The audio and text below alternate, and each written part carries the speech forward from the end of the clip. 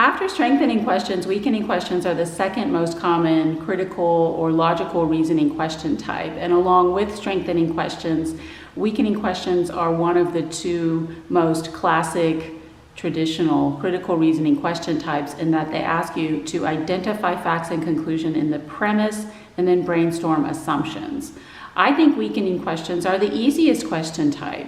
The whole exercise of critical reasoning is asking you to think critically, to be critical, to critique or criticize another person's argument, conclusion, or opinion, and that's exactly what you do on a weakening problem. If you've been trained in the critical reasoning strategy, then weakening problems simply stimulate your initial natural instinct or impulse to criticize the conclusion, identify what's wrong with it, state what the author overlooked or didn't take into account.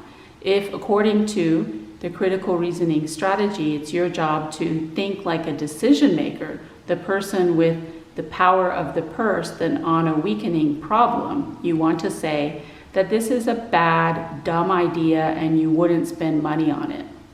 How do you know you have a weakening problem? You know if in the question you see context clues like, of course, the word weaken, phrases like call into question or cast doubt, and words like fail, defeat, or undermine.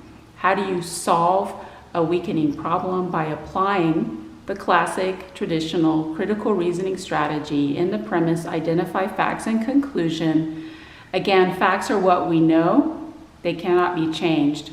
The conclusion, again, is what the author wants. It's basically his opinion. It can go into the future, hasn't happened yet, and it often, but not always, comes at the end of the premise. To brainstorm assumptions, you want to draw in some new information, new fact from outside the premise that basically makes this conclusion look bad. Sometimes the conclusion is a cause-effect relationship. The author has decided that one thing caused another thing. If the effect is in the present or past, it cannot be changed and needs to be accepted as fact. However, the cause can be manipulated.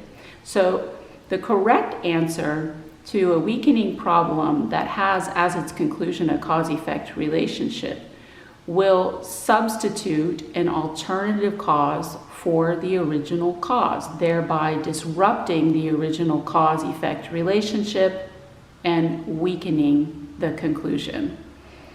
As always, throughout the verbal parts of any standardized exam, you want to answer the question before you even look at the answer choices. However, in the answer choices for a weakening problem, there is a process of elimination. Because the verbal parts of standardized exams, for some reason, love duality and binary opposition, and the opposite of weakening is strengthening, one of the incorrect answer choices will actually strengthen the conclusion.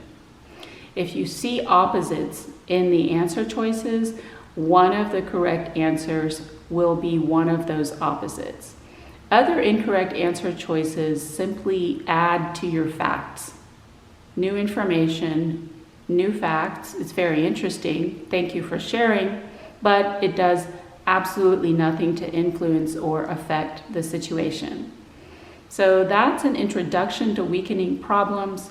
To read more in detail, including an example problem and answer explanations, please visit my website. The link is in the description. And for a private lesson with me, please also visit my website. My contact information is also in the description.